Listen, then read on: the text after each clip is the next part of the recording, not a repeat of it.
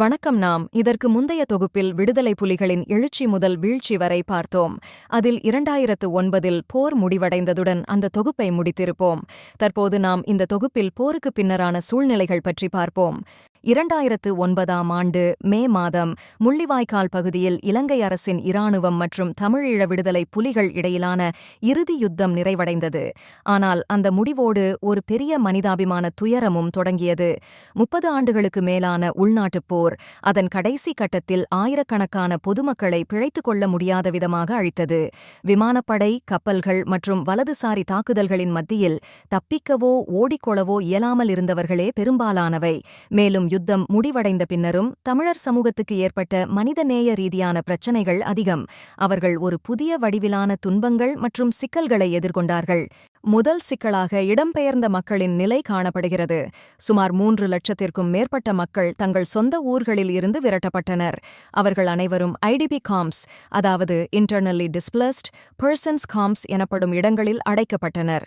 இந்த முகாம்கள் பாதுகாப்பானதாக இல்லாமல் தேவையான உணவு, நீர், மருந்து, மருத்துவ வசதி, தூங்க இடம் எதுவும் போதுமானதாக இல்லை.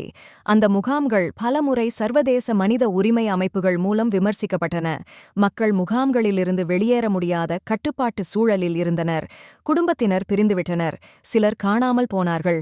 மேலும் பெண்கள், குழந்தைகள் பாதுகாப்பின்றி இருந்ததாக அக்காலகட்டத்தில் மனித உரிமை அமைப்புகளால் விமர்சனங்கள் எழுப்பப்பட்டன. இரண்டாவது முக்கிய பிரச்சனையாக உயிரிழந்தவர்கள் குறித்த சோதனைகள், அடையாளங்கள் இல்லாத அடக்கங்கள் காணப்படுகின்றன. மேலும் முள்ளிவாய்க்காலில் உயிரிழந்த பலர் இன்னும் அடையாளம் காணப்படவில்லை. 2009ஆம் ஆண்டு மே மாதம் இறுதி யுத்தத்தின் போது மற்றும் அதைத் தொடர்ந்து ஆயிரக்கணக்கான தமிழர்கள் உயிரிழந்தனர். இவர்கள் பலர் குண்டுவீச்சுகள், விமானப்படை தாக்குதல், நிலைபெறாத மருத்துவ வசதிகளால் மரணமடைந்தனர்.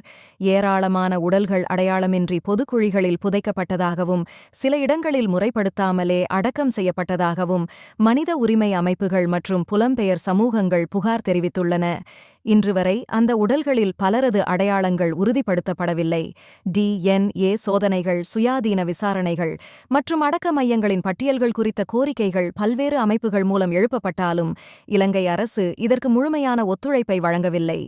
ஈழத்தமிழர்களிடையே தங்கள் மாமனிதர்கள், உறவுகள் என்ன ஆனார்கள் என்ற கேள்வி இன்றும் நிலைத்திருக்கிறது. சீரான நீதியும் விசாரணைகளும் இல்லாத நிலையில் அந்த மரணங்கள் ஒரு பதிலளிக்கப்படாத வரலாறு என்ற நிலைக்கு தள்ளப்பட்டுள்ளன. அடுத்ததாக மனநல பாதிப்புகள் காணப்படுகிறது. போர் முடிந்தது, ஆனால் பாதிக்கப்பட்டவர்களின் உள்போராட்டம் தொடர்கிறது. முள்ளிவாய்க்கால் யுத்தத்திற்கு பின் பல்லாயிரக்கணக்கான தமிழர்கள் உடல் பாதிப்புகளுடன் மட்டுமல்ல, மனரீதியிலான ஆழ்ந்த காயங்களோடும் வாழ்கின்றனர். ஒரு நாளில் தங்கள் குடும்பத்தை முழுவதுமாக இழந்தவர்கள், குழந்தைகளை கண்ணெதிரில் இழந்த தாய்மார்கள், கை கொடுக்கும் யாருமின்றி முகாம்களில் முடங்கிய வாழ்வுகள், இவை யாவும் நாளாந்த மனநலத்தை கொடூரமாக தாக்கின. பலர் போர் பிந்தைய மன அழுத்தம், அதாவது போஸ்ட் ட்ராமாட்டிக் ஸ்ட்ரெஸ் டிசார்டர் போன்ற கடுமையான உளநலக் கோளாறுகளால் பாதிக்கப்பட்டுள்ளனர். கனவிலும் குண்டுவீச்சுகள், சத்தங்களால் பயம், தனிமையை எதிர்கொள்வதற்கான வலிமையின்மை இவை குழந்தைகளில் கூட காணப்பட்டன. மேலும் தைரியமாக பேச முடியாத நிலை, பார்வையில் துணிவற்ற நிலையுடனான குழந்தைகள், இவை அனைத்தும் ஒரு சமூகமாகத்தான் தாக்கப்பட்டது. ஆனால் இவ்வளவு பெரிய மனநலப் பிரச்சினைக்கு உரிய சிகிச்சை, ஆலோசனை, மனநல மூலதனங்கள் கிடைக்காத நிலை தொடர்ந்தது. சிலர் வெளிநாடுகளுக்கு புகலிடம் சென்றாலும் மனக்காயங்களை எடுத்துச் சென்றனர். மேலும் இறுதி போரில் பாதிக்கப்பட்ட மக்கள் மனதிலேயே போரின் நினைவுகளை உயிருடன் வைத்துக் கொண்டனர். போருக்கு பின்னர் முக்கியமான விடயமாக பார்க்கப்படுவது சர்வதேச நீதியின் பற்றாக்குறையாகும். இதற்கு ஐக்கிய நாடுகளின் மனித உரிமைகள் ஆணையத்தின் அறிக்கை மையமாக காணப்படுகிறது.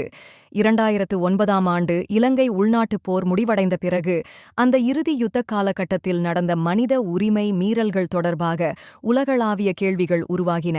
இத்தகைய புகார்களைத் தொடர்ந்து ஐக்கிய நாடுகள் மனித உரிமைகள் ஆணையம் 2014இல் இலங்கையில் நடைபெற்ற சம்பவங்களை சுயாதீனமாக விசாரணை செய்ய office of the high commissioner for human rights investigation on Sri Lanka என்ற அமைப்பை உருவாக்கியது. 2015இல் வெளியான அந்த அமைப்பின் அறிக்கை பல சோகத்தை கூறும் ஆவணமாகவே இருந்தது. அந்த அறிக்கையில் போரின் இறுதிக்கட்டத்தில் மட்டும் 40,000க்கும் மேற்பட்ட பொதுமக்கள் உயிரிழந்திருக்கக்கூடும் என தகவல்கள் தெரிவிக்கப்பட்டன. இந்த எண்ணிக்கை ஒரு அரசாங்கத்தின் அதிகாரப்பூர்வ அங்கீகாரம் அல்ல என்றாலும் பல சாட்சிகள், காணொளிகள், புகைப்படங்கள் மற்றும் உயிர் தப்பியவர்களின் நேரடி வாக்குமூலங்கள் இதனை உறுதிப்படுத்துகின்றன. குறிப்பாக பாதுகாப்பான பகுதிகளாக அரசாங்கம் அறிவித்த நோ ஃபயர் ஜோன்களில் கூட மருத்துவமனைகள், பள்ளிகள், ஆலயங்கள் ஆகியவை தாக்குதலுக்கு உள்ளாகியுள்ளன. மருத்துவ வசதிகளோடு இருந்த இடங்கள் கூட திட்டமிட்டு இலக்காக தேர்ந்தெடுக்கப்பட்டதா என்ற கேள்வியும் அப்போது எழுந்தது. அத்துடன் போர் முடிவடைந்த பிறகு அரசு வசப்படுத்திய நபர்கள் பலர் காணாமல் போனதற்கும் அவர்கள் சிறைமறியல் காலங்களில் சித்திரவதைகளுக்கு உள்ளானதற்கும் பெரும் ஆதாரங்கள் உண்டு என அறிக்கையில் கூறப்பட்டது. சிறப்பு கவனத்துக்குரியது, இந்த புகார்கள் எல்லாம் தனிப்பட்ட மனிதர்களின் வாக்குமூலங்களாலோ உள்ளூர் மற்றும் சர்வதேச ஊடகங்களின் ஆய்வுகளாலோ மட்டுமல்ல, ஐக்கிய நாடுகள் சபையின் தானாகவே சேகரித்த நம்பத்தகுந்த தகவல்களாலும் உறுதிப்படுத்தப்பட்டவை.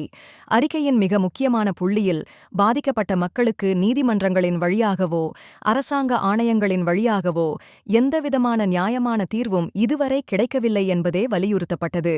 இலங்கை அரசாங்கம் தனது விசாரணை ஆணையங்களை அமைத்திருந்தாலும் அவை சுயாதீனமும் செயல்திறனும் இல்லாதவையாகவே காணப்பட்டன. பல விசாரணைகள் தொடங்கிய போதே முடிக்கப்பட்டு எவ்வித நடவடிக்கையும் எடுக்கப்படவில்லை. இதனால் நீதி கிடைக்காத வேதனை பாதிக்கப்பட்ட மக்களில் ஆழமாகவே நிலவுகிறது.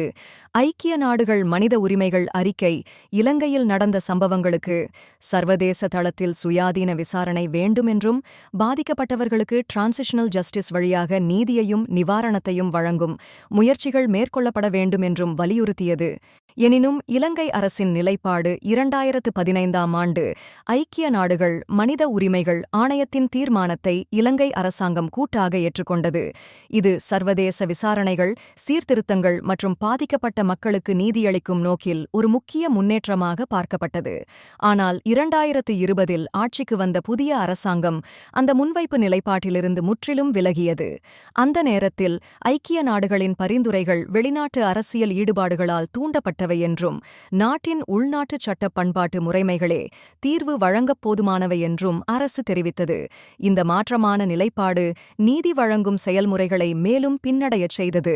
உள்நாட்டுக்குள் பல விசாரணைகள் அறிவிக்கப்பட்டாலும் அவை பாதிக்கப்பட்ட மக்கள் மத்தியில் நம்பிக்கையை ஏற்படுத்தவில்லை.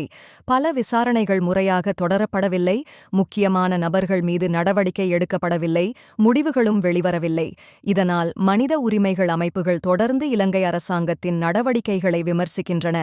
ஐக்கிய நாடுகள் மனித உரிமைகள் ஆணையத்தின் தொடரும் கண்காணிப்பு, இலங்கையின் நிலைமை தொடர்பான தீர்மானங்கள் தொடர்ந்து நிறைவேற்றப்பட்டு வருகின்றன. ஒவ்வொரு ஆண்டும் புதிய அறிக்கைகள் வெளியாகின்றன. ஆனால் இத்தகைய தீர்மானங்கள் கட்டாயம் பின்பற்ற வேண்டியவை அல்ல என்பதால் அவை நடைமுறை பலன்களை ஏற்படுத்துவது கடினமாகவே உள்ளது. இலங்கை அரசாங்கம் பல சந்தர்ப்பங்களில் இந்த தீர்மானங்களை திட்டவட்டமாக மறுத்து வருகிறது. இந்த நிலையில் சர்வதேச நீதியமைப்பு மற்றும் உண்மை வெளிப்படுத்தல் ஆகியவை இன்னும் ஒரு நீண்ட பயணமாகவே உள்ளது. காணாமல் போனவர்கள், பாதிக்கப்பட்ட மக்கள் மற்றும் அவர்களின் குடும்பங்கள் தற்போதும் நீதி வேண்டி காத்திருக்கின்றனர். 2009ஆம் ஆண்டில் முடிவடைந்த யுத்தம் ஆயிரக்கணக்கான உயிரிழப்புகளையும் இடம்பெயர்வையும் ஏற்படுத்தியது. அத்துடன் முள்ளிவாய்க்காலில் நிகழ்ந்த இறுதி தாக்குதல்கள் சான்றுகளுடன் கூடிய சர்வதேச விசாரணை வேண்டும் என்ற கோரிக்கையை உருவாக்கின. ஆனால் இன்று வரை நீதியும் உண்மையும் வெளிக்கொணரப்படவில்லை. இலங்கை அரசாங்கம் உள்நாட்டு விசாரணைகள் போதுமானவை என்ற நிலைப்பாட்டில் இருந்தாலும் சர்வதேச சமூகத்தில் உள்ள மனித உரிமை அமைப்புகள் போன்றவை தொடர்ந்து கண்காணித்து இலங்கை மீது அழுத்தங்களை உருவாக்கி வருகின்றன. பாதிக்கப்பட்டவர்களுக்கு நீதி எப்போது கிடைக்கும் என்பதை காலம்தான் பதில் சொல்ல வேண்டும்.